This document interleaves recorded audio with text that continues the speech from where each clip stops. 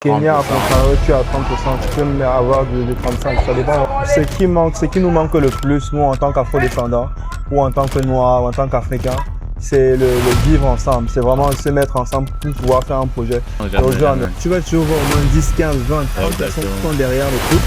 Peut-être que tu ne les vois pas visuellement, mais eux, ils possèdent une partie de ce projet-là, tu vois. Donc aujourd'hui, se dire, mettons-nous en groupe comme le groupe de Camerounais qui a fait en Russie dernièrement. Ils sont mis en groupe, ils ont acheté plus d'immeubles en Russie. Ah ouais. Il y a 1 ou 2 ans. J'ai eu la chance de rencontrer un ami ici au salon de l'immobilier de la diaspora. Et bizarrement ou par coïncidence, il a déjà eu à investir dans des projets immobiliers en Afrique. Donc, je veux lui poser quelques questions et il nous en dira un peu plus sur comment ça se passe concrètement.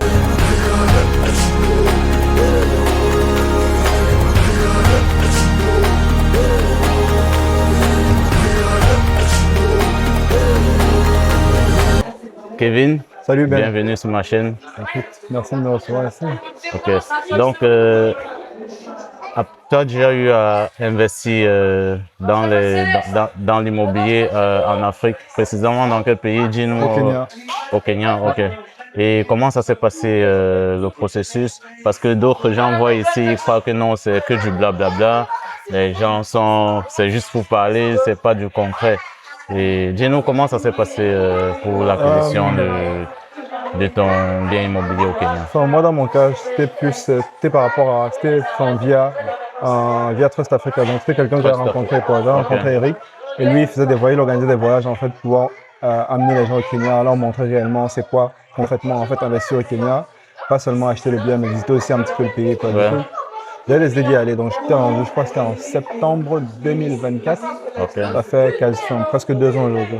Donc, j'étais allé, on avait visité des chantiers, on avait visité des appartements témoins, des immeubles qui étaient censés être sur plan, mais qui avaient déjà commencé. Enfin, il y a certains dont on avait déjà commencé la construction. Et donc, j'ai visité le pays, ça m'a plu, j'ai vu les infrastructures, j'étais agréablement surpris, notamment le train et tout ce qui va avec. Et donc, les données étaient là, les données étaient claires. On a posé la question aux voisins, aux gens qui avaient des immeubles à côté, des appartements. Tout se passait bien. Combien est-ce qu'ils payent de loyer? Est-ce que ceux qui ont des Airbnb? Donc, on a rencontré aussi d'autres personnes qui avaient déjà des Airbnb dans la ville, quoi. Et après avoir vu leurs stats, leur dashboard, je me suis dit, peut-être que ce serait une bonne idée de. Et en parlant de dashboard, de coûts et tout ça, est-ce que c'est vraiment intéressant d'acheter un bien en Nairobi aujourd'hui, à l'heure actuelle? Est-ce que ça peut vraiment apporter une plus-value, enfin, un retour sur investissement? Je connais pas le nombre d'années, peut-être disons, comme c'est l'immobilier, d'ici 5 ans ou...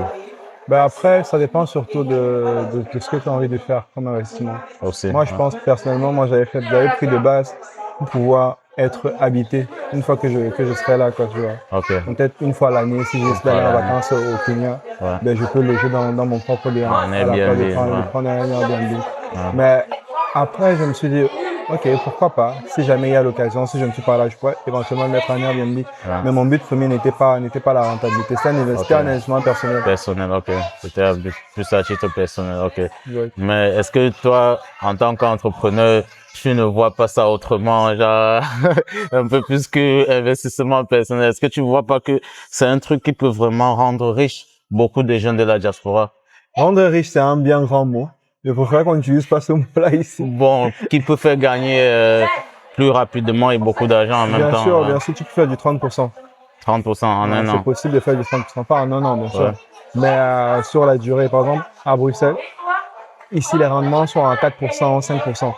Mais au Kenya, à contrario, tu es à 30%, tu peux même avoir du 35%. Ça dépend vraiment de la location, de la localisation et aussi du prix et de la qualité du bien. Ça dépend vraiment surtout du projet.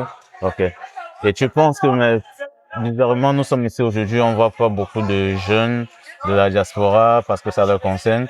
On voit pas beaucoup de jeunes et qu'est-ce qui explique ça en fait? Pourquoi les jeunes ne s'intéressent pas vraiment à l'immobilier ou à l'investissement? Déjà, le premier point, je pense que c'est plus l'information déjà. Donc, l'information aussi, il n'y a pas une information claire et précise. Par exemple, toi, tu es ici aujourd'hui, tu as pu échanger avec des personnes, tu as pu te rendre compte, mais en fait, c'est possible. C'est vrai, mais qu'est-ce qu'on attend? Tu vois? Donc, parce que tu as pris, tu t'es levé de chez toi le samedi, au lieu d'aller, je sais pas faire quoi, tu as dit, je veux venir ici, je vais apprendre, je vais prendre les informations auprès de ceux qui ont déjà fait ce que moi, je souhaite avoir. Donc, l'information, premièrement, et deuxièmement, les gens qui ont aussi peur d'être arnaqués. Parce qu'aujourd'hui, ça se fait énormément. Ben, écoute, tu vas confier tes sous à quelqu'un, un agent ou un soi-disant agence. Pseudo-agent, parce qu'il y a beaucoup d'agents sur les réseaux sociaux maintenant et du coup, les gars n'arrivent plus à faire confiance. Exactement. Donc, c'est ça qu'on est en train de faire ce genre de plateforme. Pouvoir garantir que toutes ces agences qui sont vérifiées et qui sont tracées, les développeurs, les gens qui construisent les immeubles, les gens avec qui tu peux avoir confiance, qui ont déjà une historique de construction. C'est-à-dire que tu peux aller dans tous les immeubles qu'ils ont déjà construits, tu verras que c'est vrai, c'est bien eux qui ont livré et tout. Les gens y habitent, c'est réel, quoi, tu vois. Et donc, avec ça, tu peux utiliser ces informations pour pouvoir te décider. Donc, une fois que tu as l'information, sur la plateforme, il y a plein de diverses personnes. Des diverses agences qui existent vérifier. Tu regardes le projet qui t'intéresse, tu les contacts. Et puis, il y a un avocat qui va suivre le processus du début à la fin. C'est-à-dire que depuis le premier jour où tu parles avec l'agence ou alors l'agent en question, jusqu'à la fin, jusqu'à la remise des clés. Un peu ça. C'est super intéressant, c'est super intéressant. Et justement, tout à l'heure, on parlait si on pouvait se mettre peut-être en groupe pour pouvoir, parce que c'est ce que beaucoup d'expatriés font maintenant, des petits jeunes surtout, des Libanais, tout ça, ils se mettent en groupe et ils achètent un niveau. Par exemple, j'ai un immeuble, le promoteur a un immeuble de 5-6 niveaux. On achète un niveau qui peut contenir 5-6 appartements et on les met en location et pour avoir une rentabilité après. Bien sûr. Ça, en fait, c'est une très bonne idée, justement, on en parlait tantôt. Je pense que ce qui nous manque le plus, nous, en tant qu'Afro-descendants, ou en tant que Noirs, ou en tant qu'Africains, c'est le vivre ensemble. C'est vraiment se mettre ensemble pour pouvoir faire un projet. Aujourd'hui, en Europe, les Européens, ils ont Colruyt Group, ils ont Deleuze Group, ils ont plein de trucs. C'est que des groupes. Même des restaurants, c'est des groupes. C'est jamais une chaîne de restaurants qui appartient à une personne. Non, jamais. Tu vas toujours voir au moins 10, 15, 20, 30 personnes qui sont derrière le truc. Peut-être que tu ne les vois pas visuellement, mais eux, ils possèdent une partie de ce projet-là, tu vois. Donc aujourd'hui, se dire, mettons-nous en groupe comme le groupe de Camerounais qui a fait en Russie dernièrement. Ils sont mis en groupe, ils ont acheté plein d'immeubles en Russie. Il y a 1 ou 2 ans, on parlait de ça. Ils ont fait une tontine. Au lieu de faire une tontine juste pour que chacun aille dans son coin pour acheter son petit pour aider les mamies au pays, pour faire les deuils au pays, inutile. Ils ont fait quelque chose de concret, ils ont fait un projet. Et aujourd'hui, ils sont multimillionnaires. Je pense qu'ils sont même milliardaires déjà. En Suisse. La force du groupe. Moi, ça, je peux acheter un bien. Ben, si on est 2, on peut déjà acheter 2, 3. 2, 3, voire 3. C'est un levier. C'est un levier déjà, on est ensemble. Puissant. Tu vois, s'il faut payer peut-être la mensualité à 500 € et qu'on est 2, on peut déjà payer pour 2 biens. C'est ça. Tu vois ce que je veux dire? Ou alors on peut prendre un bien ou 2 ou 3. Parce qu'au plus tu achètes, au plus tu peux avoir des ristournes. Exactement. Si l'appartement, je dis n'importe quoi, il a 10 000 €, mais une unité. Ben, si on achète 5 unités, ce sera plus 10 000 €. On peut avoir une ristourne de 2 000 € par appartement.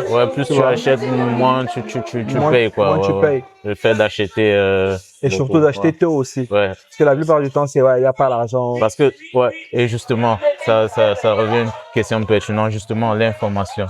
Comment voir des projets qui sont en cours de réalisation et qui vont être réalisés dans les années suivantes. Et justement, il y a la plateforme qu'on est en train de mettre sur pied. La plateforme, elle s'appellera Makazi, comme ça, les gens, ils savent déjà un petit peu. Et sur cette plateforme-là, on commence par le Kenya. Il y aura un regroupement de toutes ces agences-là et de tous ces promoteurs qui sont en train justement de proposer des biens ou des nouveaux appartements ou je sais pas moi, des nouvelles maisons, des nouvelles villas qui vont être construites.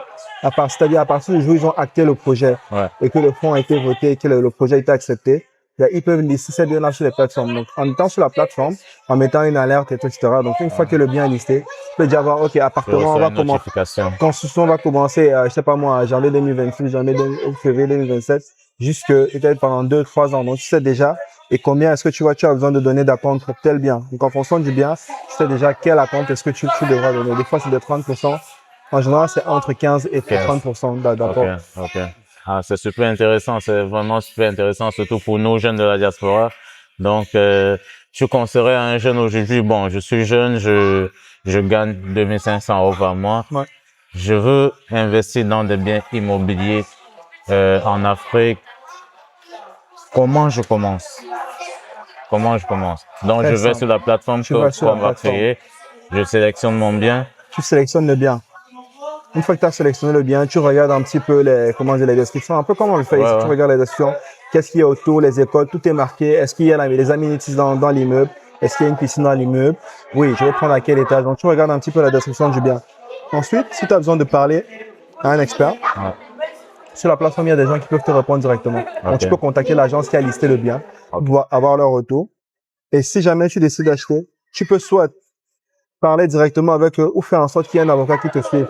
Et sur la plateforme, tu as un bouton pour contacter un avocat pour pouvoir envoyer un message par rapport à ce listing-là. Parce qu'il y a aussi beaucoup de problèmes juridiques qui peuvent se passer ou de gérer. malentendus. Comment ça se passe, les impôts, les taxations là-bas, comment ça fonctionne. Il faut que tu sois au courant de tout ça. Et l'avocat, son rôle, c'est de t'accompagner depuis le jour 1 jusqu'à la remise des clés. Ok, super. Bon, on va pas en dire plus. On laisse les gars découvrir ceux qui sont vraiment intéressés. Je pense qu'on va monter un groupe pour les gens qui veulent vraiment investir dans l'immobilier en Afrique, que ce soit au Kenya, au Rwanda ou à Zanzibar, comme la dame nous a dit tout à l'heure. Et on monte un groupe comme ça. On fait un peu comme les gars de la Russie. Hein. Exactement. On fait un peu comme les gars de la Russie, on s'associe, on négocie un budget. Une société légale avec des statuts. Tout le monde a une partie est actionnaire de la société. On peut faire actionnement à part égale, comme ça toutes les dépenses qu'il faudra faire pour pouvoir acheter le bien, ce sera à part égale. Comme ça, peu importe ce qui se passe, les revenus sont à part égale, les dépenses sont à part égale. Exactement. On va pas, comme ça, non, tout soit légal parce qu'on connaît. Peu importe, même si tu investis 1 000 € et que l'autre il investit 2 000 €, il aura juste 2 fois plus que toi, c'est tout, c'est le jeu. Donc, voilà. On vous en dit pas plus, on reste sur ces mots.